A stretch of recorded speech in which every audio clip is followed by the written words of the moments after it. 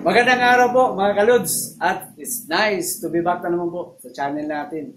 So dito po sa harapan makikita nyo, nakabili po ako ng bagong refrigerator po mga lods. Isang non-inverter na 1965 po na GA brand na refrigerator at isang inverter type po na latest ngayon. Higher po ang brand sa kabila GA. So ang kalakihan po dito sa dalawa, itong lumang GA natin, naka 5 feet ang size po sa refrigerator. Ito nasa 4 feet and 6 inches na po ang size dito sa bagong inverter natin na refrigerator. So ang gagawin po natin, i-compare po natin kung gaano kalakas po ang isang non-inverter na refrigerator at saka naka-inverter na refrigerator.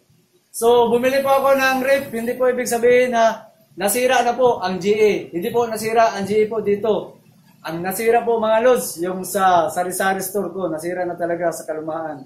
So ito, replace ko, inverter type po ang binili natin para makompare po natin yung dalawang klase na refrigerator na naka-inverter dito at saka non-inverter. So makikita natin dito po mga lods kung ano yung kaibahan sa starting power at current kung nag-inverter at saka hindi po inverter type na gamit. So mga lods, lalapitan na lang natin mga lods para makita natin yung mga energy level nga nakalagay doon po sa inverter natin na bagong ref. So ilalapit po natin yung camera. So ang nakalagay po, energy level 2-door refrigerator appliances ang nakalagay po. So under standard test condition. So naka 3 star ang nakalagay. Tapos, may nakalagay po sa consumption po dito na 20.40 kilowatt hour. Monthly energy consumption. So, ibig sabihin po dito mga lods, ang nakalagay dito, sa isang buwan, nakaka-consume po siya ng 20.40 kilowatt hour. Tapos, dito po sa amin, nasa 11.4 po ang bawat 1 kilowatt. So, kung ita-times po natin ito sa 20.40. So almost nasa 200 pesos ang magagastos natin. Pero ang gagawin natin, i-actual natin ito mga lods kasi meron naman tayong plug-in. Plug-in time the watt meter. So ipakita ko muna dito sa loob, bubuksan natin mga lods. So ayan po, dito po yung freezer sa taas. Tapos dito naman sa baba, sa baba natin makikita, ayan, meron mga thermostat, yung lighting. Yan, makita nyo sa baba mga lods. O yan. So, higher po ang brand sa bagong bili natin. Tapos, ito yung sa freezer. So, maganda po dito, nakasipalit po yung door niya para sa freezer at saka dito po sa baba. Ayan, mga lods. Tapos, titingnan natin dito sa likod. Sa likod, dito ikutin natin. Yan. Dito po sa likod, makikita po natin mga lods, yung rated. So, ang rated po, ito yung nakalagay. So, nasa input power, makikita ba? Yan, medyo lapit ko pa. Input power, 130 watts po, yung maximum sa input power. Tapos, makikita naman ang ampere niya, nasa rated current, 1.1 amperes. So, kung mag-abot to sa maximum, talaga yun po ang aabutin. Yan, makikita, yung milapit ko pa. Tapos, mayroon pag input of lamp, 10 watts lang, nakalagay sa bulb doon po sa loob. Pero maganda dito, i-actual natin mga lods. So dito po sa baba, makita nyo, mayroon po tayong, ito ba, salin natin. So ang mga inverter na klase, sabi nung sila dito ito yung, dito po bababa yung tubig, kunting tubig daw sa paggamit sa refrigerator. So sinabi ko, baka umapaw. So sabi nila, hindi daw aapaw po ang tubig. Tapos yung tubig dito, itatapon ba natin? So sabi nila, wag daw itapon kasi part po yun na magpapalamig po siya sa motor. So yung tubig din hindi daw aapo yun. So mag-absorb lang yun kasi yung motor kapag uminit, yun po ang nagpapalamig dito sa taas na galing dito sa refrigerator. So hindi daw aapaw. So yun ang nakadagdag po dito sa inverter type.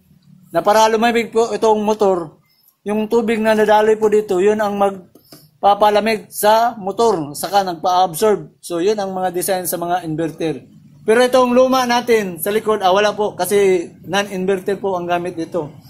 So dito po sa harapan, may ilalagay po tayo dito na plug-in type watt meter. So, i-compare natin ang starting power dito sa naka-inverter na rep at itong non-inverter natin na luma. So gagawin natin, kukuha muna ako dito mga lods ng plug-in wattmeter natin. So pakita ko sa inyo yung plug-in wattmeter. Ayan. So isaksak lang natin siya dito mga lods. Okay. Yan. So naka watt setting po siya. So mga lods, dito po sa baba, ito yung plug-in natin sa inverter type na refrigerator dito. Ito namang isa dito para po sa non-inverter. Uunahin natin mga lods, patakbuhin ang dyan pong inverter natin na rep. So medyo iganon ko na lang po para mas makita ng maigi yung pag-starting power natin dito sa inverter. So kukunin ko yung plug dito mga lods. Yan.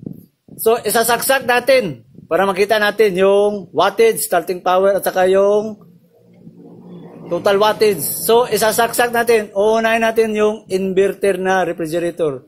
So, titingnan nyo mga lods, ang wattage pong nakalagay dito.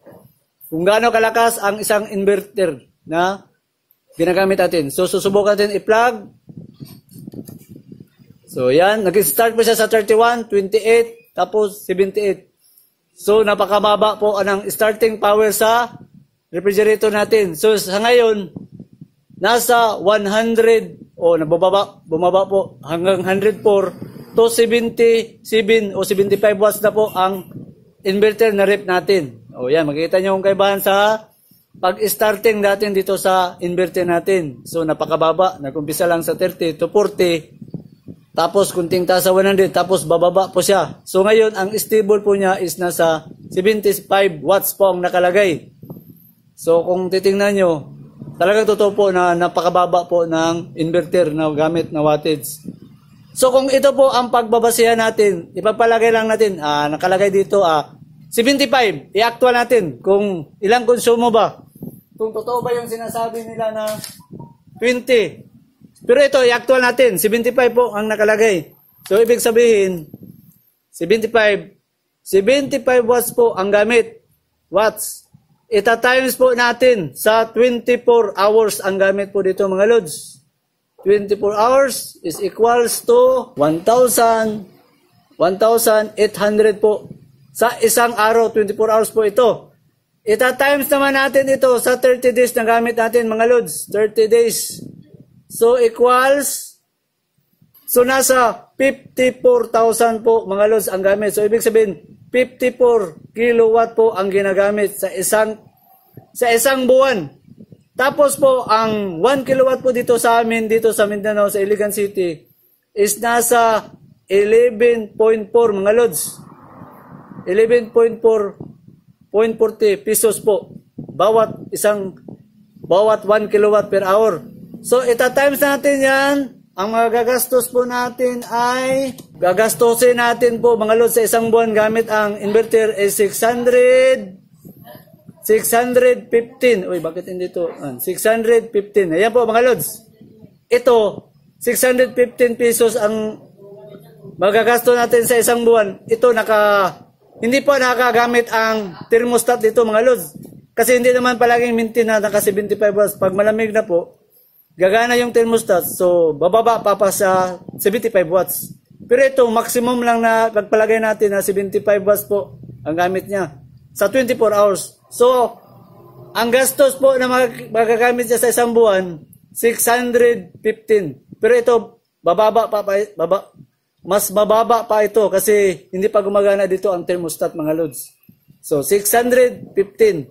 Pero dong nakalagay po sa manual, ang sinabi doon is 20. Oh, bakit hindi So, 20, ang nakalagay doon, 20.40. So, i-times natin siya sa 11.40. So, pagbabatayan na to yung nakalagay doon sa sinabi nilang isang buwan. Nasa, ito po mga lods, yung kung babatayan lang natin doon sa nameplate na nakalagay, 232.56 sa isang buwan. Pero ito, actual natin kukunin, yung nakuha natin, 615. Pero yung sa manual lang na sinabi nila, 232. So, mas possible, ito, 615. So, yan. So, ngayon, ang gagawin natin mga lods, susubukan natin, dito naman tayo sa non-inverter type. Tapos, tingnan natin ulit itong, ano na ba nangyari dito? So makikita natin mga lods, ayan, napakaliit lang. Nasa 77 watts lang po ang ginagamit sa inverter natin mga lods. O yan. So gagawin natin, tanggalin natin. Yan. So dito na naman po tayo sa non-inverter. So isaksak natin para makita. So ngayon mga lods, susubukan natin yung non-inverter. Ito yung non-inverter, tapos na tayo sa inverter. So non-inverter, titingnan natin gaano kalakas ang mga hindi inverter type na refrigerator. So isaksak natin mga lods. So makita mo 1040, 600 ito, 207. Napakataas mga lods. 214, 215. So yan po. Ito talagang mataas. Lalo na kapag nakastop ang thermostat tapos muling bumalik, possible talaga na medyo mataas na naman po ang starting power. So doon sa inverter type natin, nakita naman natin, nag-umpisa sa 20 to 40 to 70. Mahina po ang starting power. Compare po dito sa mga non-inverter, nakita nyo kanina, umabot po siya sa 1,000 plus. Tapos bumaba siya sa 700, so 200. So kung sa meter po nakalagay yun, malakas po ang impact doon sa ikot sa starting power. Kaya medyo may kataasan po ang mga hindi inverter. Kaya doon po nakakatipid ang mga inverter kasi ang starting power po napakababa po. Kanina nakita natin, nagumpisa po ang inverter natin sa 20 to 40, tapos 70 to 100, tapos nag-drop. Dito sa non-inverter, pumapalo po ng 1,000. Talagang malakas po ang ikot natin doon sa starting power kapag sa meter. Kaya possible po, mataas po, babayaran natin. So yan, makikita naman dito, nasa 180 watts na po ang gamit natin. Compare doon sa kabila, almost 75, 77 ang gamit natin. So ito, talagang mataas po. Makita nyo, 176. How much more kung naka 24 hours po ang gamit. So mga lods, ito po, pinakita ko lang sa inyo yung kaibahan natin. Kaya surely po tayong makakatipid po tayo sa inverter na gamit. Mas lalo na po kasi hindi naman meron naman tayong solar. Sa solar ko na po ipapakain yan. Yung una, yung nasira ko na refrigerator, umabot yun sa 140 watts po na ganon pa rin kalaki na hindi inverter, yung mga luma na mga GE. So, nasa mga 140 to 150 po. Pero itong inverter, pakita ko talaga na mas nakakababa po tayo sa babayarin. Almost 70 lang.